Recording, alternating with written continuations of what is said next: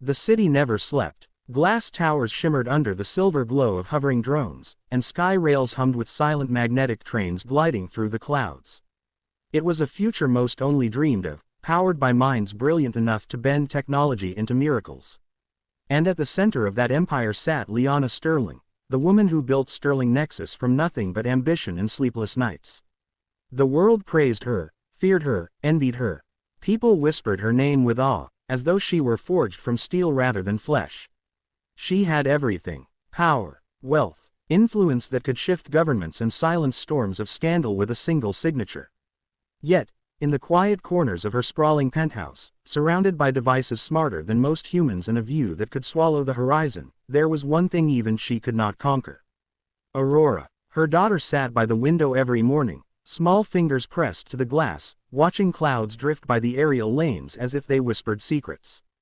5 years old, delicate like moonlight, and perfectly, painfully silent. No cry at birth, no babbling, no first word. Each doctor Liana hired, the finest across continents and even off-world medical colonies, gave her the same answer: there is no physical reason she cannot speak. She simply doesn't. At first, Liana thought Aurora would grow out of it. Then worry settled like frost on her bones. Eventually fear replaced hope. Fear that she, the woman who could command the future, could not reach her own child. This morning was like every other. Liana sat at a marble breakfast table, untouched food before her, tablets stacked with reports waiting on her command. Business alerts blinked in the air like restless stars, stocks fluctuating, a merger needing her voice confirmation, an AI ethics panel requesting an urgent meeting.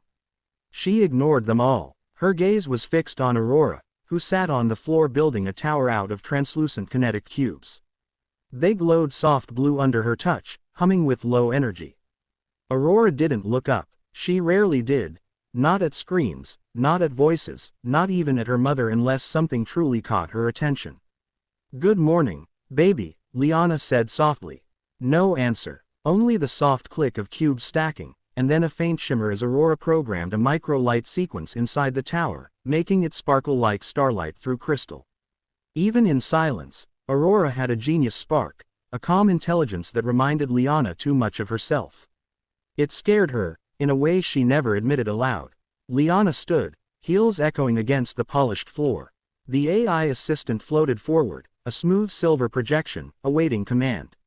Schedule cleared, she asked without looking at it. "Yes, Ms. Sterling," the voice replied. Perfect, a motionless tone. "But the board will wait," she cut sharply. "Everything will wait today." Aurora's tower collapsed, pieces scattering. Her small shoulders stiffened, breath catching, and Liana's heart clenched. She hurried over, kneeling beside her daughter. "It's okay." She gathered the fallen pieces, placing them gently back in Aurora's palms. "We can build again." Aurora looked at her then, those ocean-deep eyes full of galaxies and questions she never spoke. And in that moment Liana remembered every headline, every whisper: the ICE CEO. The woman too busy for emotion. The mind that chose machines over humanity. They didn't know she had traded everything: comfort, friends, youth, to run a world and raise a child alone. They didn't know the nights she sat outside Aurora's room, listening to nothing but breathing, aching for a voice that never came. "Aurora," she whispered, brushing a strand of soft hair from the girl's face. "Would you like to go somewhere today?" Aurora blinked, head tilting slightly. A signal she was listening, if only quietly. "A playground," Liana continued. The word tasted unfamiliar. She hadn't stepped into something so ordinary in years. A real one, with other kids. Aurora stared at her hands, fingers curling gently around the glowing cubes. Not rejection, but hesitation. Fear, or uncertainty. She rarely interacted with other children. They overwhelmed her, or she overwhelmed them. Liana inhaled slowly. "We'll go together. Just us. No guards. No drones following. No doctors. No reports. Just people." It felt strange saying that. Vulnerable. Worlds more terrifying than boardrooms filled with global leaders. Aurora didn't respond, but her hand lifted, tiny, pale, deliberate. She touched her mother's wrist lightly, as though checking if she meant it. Liana's throat tightened. That simple gesture felt more precious than any corporate triumph. Okay, she whispered, voice trembling the way she never allowed in public. Let's go. It took exactly 7 seconds for her security team to panic when she dismissed them. Their protests echoed through the penthouse halls, but Liana stood firm, Aurora's hand in hers. She had spent years building a fortress to protect her daughter, and herself. But walls, she realized, could cage love as much as they protected it. They stepped into the elevator, descending past hundreds of floors, from her empire of steel and screens to street level where real air brushed against skin and life pulsed in unpredictable rhythm. Aurora clutched her hand the whole way, grip feather light but constant. Outside, the world felt vast. Neon lights buzzed, autonomous taxis glided by, children with glowing wristband toys darted through crowds while robot vendors sold sweets in holographic packaging. Liana felt eyes turn toward her, some recognizing her, others simply staring at a woman too pristine for the street. She ignored them all, focusing on Aurora's tiny steps matching hers. The playground appeared ahead, a place she had invested in years ago, part of a philanthropic initiative she barely remembered approving. A wide green park amidst metal and glass, filled with climbing structures that shifted shape based on a child's imagination, hologram creatures hopping through artificial grass, and AI monitors disguised as friendly floating stars ensuring safety. Children laughed, shouted with delight. Human sounds, messy, chaotic, alive. Aurora stopped at the entrance, stiffening. Liana knelt again, looking her daughter in the eyes. You don't have to play, she said. Just look, just be here, I'm right next to you.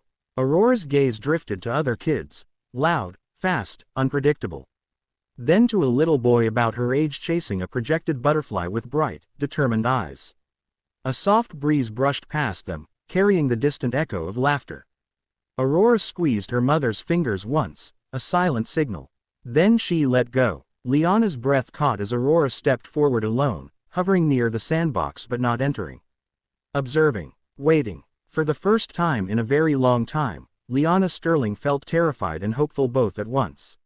She was a woman who controlled economies, but here she was helpless, watching her daughter face a world she could not engineer.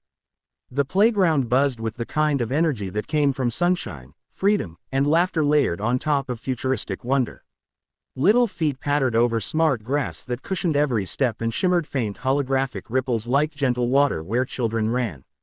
The climbing structures rearranged themselves every few minutes, spiraling towers melting into slides, slides transforming into floating stepping pods.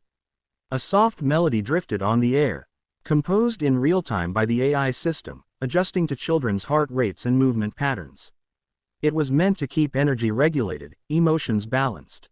A technological paradise for childhood. But for Aurora, it was uncharted territory. She stood still, small and quiet, the program glow from shifting play structures reflecting in her wide eyes.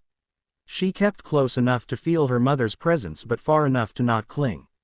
Her fingers curled lightly at her sides, as if unsure whether they should reach for something or retreat. Liana watched every twitch, every blink, her breath barely daring to escape her lungs. She was used to reading market data and AI risk algorithms, not her daughter's delicate, unpredictable reactions. Yet here she sat, heart racing harder than during any corporate takeover. Children ran past Aurora, a blur of movement and sound. She didn't flinch, but her shoulders tightened, a subtle signal Liana recognized. Overstimulation, fear creeping in like mist. Before Liana could rise to comfort her, a gentle voice cut through the hum of play. Hey, Kai, slow down, your shoes are lighting up like they're ready to explode. A man jogged across the playground, laughing as a little boy sprinted ahead of him, his sneakers flashing too brightly with each leap, the AI trying to keep up with his speed. The boy was a whirlwind, dark hair bouncing, eyes full of eager fire. He stopped only when he spotted Aurora. The man, tall, calm, dressed simply but neatly, reached him and ruffled his hair. His sleeves were rolled up, revealing strong forearms, and his face held a quiet warmth rather than the polished confidence Liana knew so well from corporate circles.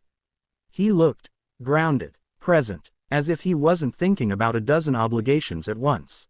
He noticed Aurora then, and Liana beside her, his brows lifted, recognition. No, just awareness. A simple human acknowledgement, not awe, not intimidation. It felt foreign and oddly refreshing. "Hi there," he said softly to Aurora. His tone carried no assumption she would reply, only an invitation. Aurora blinked at him, expression unreadable. The boy tugged on his shirt. "Daddy, who's she? A new friend, maybe." He gave Aurora a gentle smile. "Hi, I'm Elias, and this is Kai." Kai waved with the full enthusiasm of a 5-year-old who believed every stranger was a potential playmate. "Do you want to play dinosaurs? We have a volcano." He pointed dramatically at a sculpted mound that puffed harmless holographic smoke. 2 kids roared from inside it. Aurora didn't move. Her gaze darted to her mother briefly, a silent question hovering in her eyes. Liana's heart twisted. "You can go if you like," she whispered, but the words sounded unsure even to her own ears. Permission was easy. Letting go, that was harder. Elias studied Aurora for a second. Not the evaluating look of a doctor or therapist, but the way one child's parent observes another's child, trying to understand the gentle maps written in their posture. "She's shy," he said quietly, looking at Liana. Liana swallowed. "She's cautious." A safe word, a word that hid mountains beneath it. Kai didn't notice the tension adults felt. He crouched, picking up a small holographic seed from the sandbox and blowing on it. The seed floated, glowing, then burst into tiny fluttering lights like baby fireflies. A low whistle of wonder escaped Aurora's lips, not sound, just breath, but alive with fascination. Elias noticed. Only parents of quiet children noticed such things. Kai held out another seed to Aurora, eyes bright. "You try. They make colors. My dad says everything grows different 'cause everyone is different." He puffed his chest proudly at his philosophical wisdom. Aurora stared at the glowing seed held inches from her fingers. Her hand lifted slowly. Liana's lungs froze. But just before Aurora touched it, another group of kids burst by, laughing loudly. The sudden noise broke the fragile thread of bravery. Aurora stepped back, hands dropping. Kai blinked in confusion. "Oh, it's okay. They're loud sometimes." He tucked the seed gently into the sand, patting it like a buried treasure. "It'll wait." Elias smiled softly, pride in his son, not for trying to impress, but for understanding refusal. "You don't have to rush," he told Aurora. "Sometimes we look first." "That's okay." Aurora's lashes fluttered. That kind of patience was rare in this world, and she registered it even in silence. Liana felt something inside thaw a little. "You're good with kids," she said quietly, curious despite herself. Elias chuckled. "Comes with the job." "What do you do?" Liana asked. "Used to be a neuroscientist," he replied casually, wiping Kai's hands playfully with a biodegradable cloth. "Now, I'm mostly a dad." Liana stilled. A neuroscientist. But he spoke without academic arrogance. As if the world of neural mapping and synaptic tech weren't a badge, just part of life he had lived and left behind by choice. She wondered why anyone left such a field, especially in a future where minds were more valuable than gold. Kai darted off suddenly, chasing the glowing particles again. Aurora watched him go, curiosity tugging at her. Her feet shifted forward half a step, like a tiny tide drawn toward possibility. Elias pretended not to notice, giving her space. "He likes making new friends."